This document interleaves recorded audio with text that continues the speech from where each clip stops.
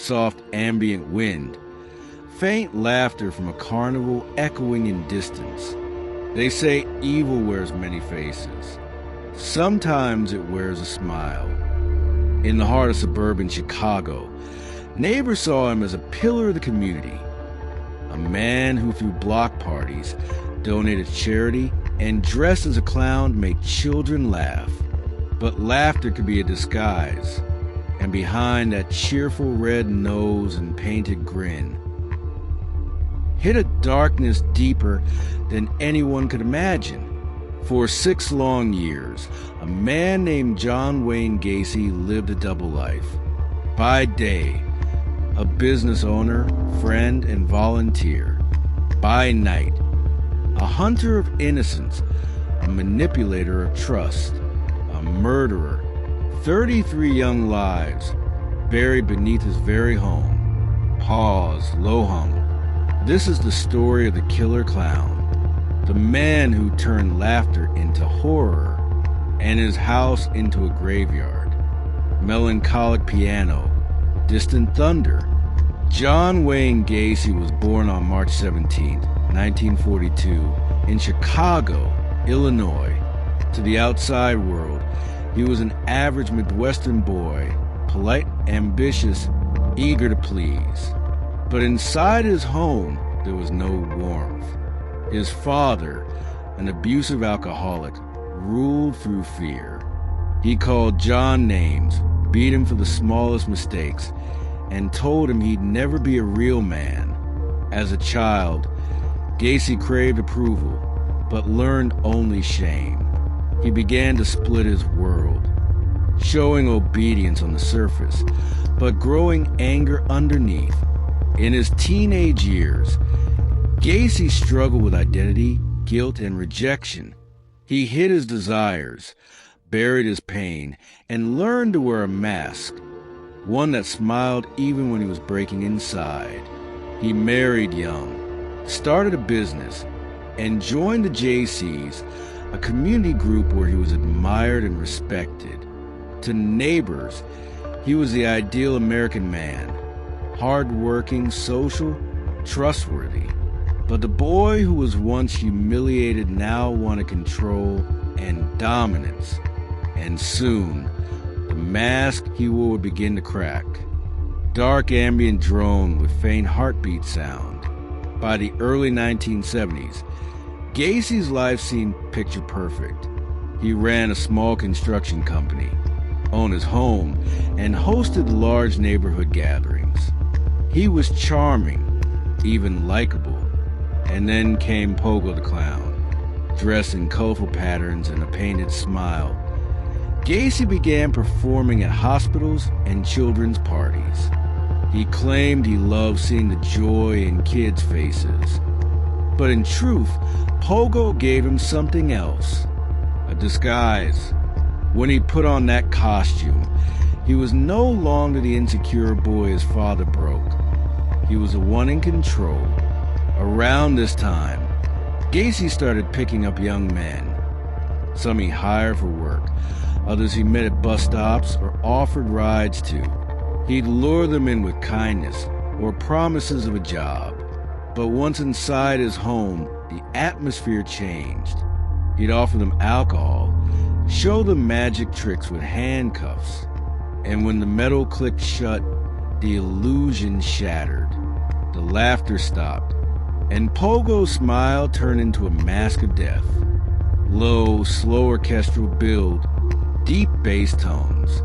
Between 1972 and 1978, more than 30 young men and boys vanished near Chicago.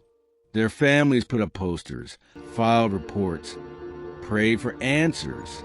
But the city was big, and the missing often went unnoticed. Gacy's victims were mostly teenagers, drifters, runaways, or workers from a construction company. He would strangle them, often with a rope or his bare hands, and then bury them beneath the floors of his home. When his crawl space filled, he threw bodies into the nearby river. He called it disposing of garbage. The smell beneath his home grew unbearable. He told friends it was plumbing problems. No one questioned him. After all, he was Gacy, the smiling neighbor, the clown, the good guy. In reality, the ground beneath his feet was packed with bones. A silent tension builds. Fast percussion. Faint police radio static. December 11th, 1978.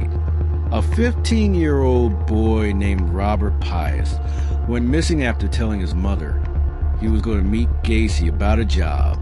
He never came home. Detectives began to investigate. Gacy's calm, confident demeanor began to fracture under pressure. They searched his record, past assault charges, strange complaints. Something didn't fit his friendly reputation. A week later, police obtained a warrant to search his house.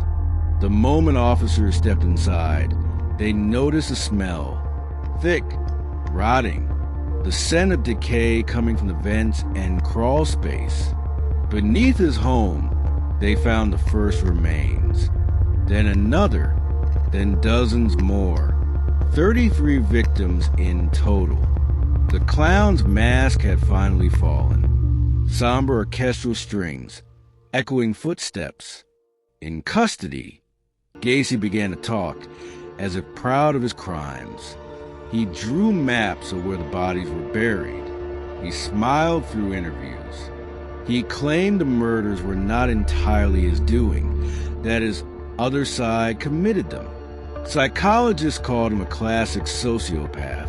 No empathy, no guilt, only manipulation. In 1980, he stood trial for 33 counts of murder.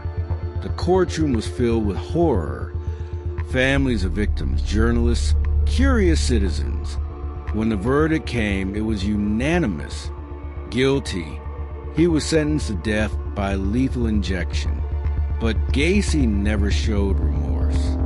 In prison, he painted portraits of clowns, even self-portraits as Pogo.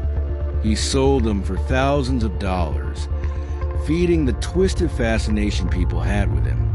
On May 10, 1994, John Wayne Gacy was executed.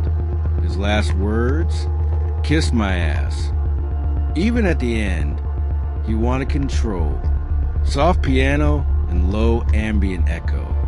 John Wayne Gacy's story is more than a nightmare. It's a warning. Evil doesn't always look dangerous.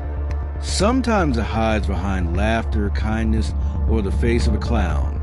He was a man who fooled his neighbors, his friends, even himself, until the mask could no longer hold. 33 young lives gone, their voices silenced beneath the floorboards of a smiling man's home. We like to believe monsters are born in the dark, but the truth is, they often walk among us, wearing charm like armor, wearing normalcy like camouflage. Pause. Faint carnival music fades in, then slows. Behind every painted smile, there might be a secret. Behind every mask, a story untold. Beware the laughter that feels too forced, and the smile that never fades.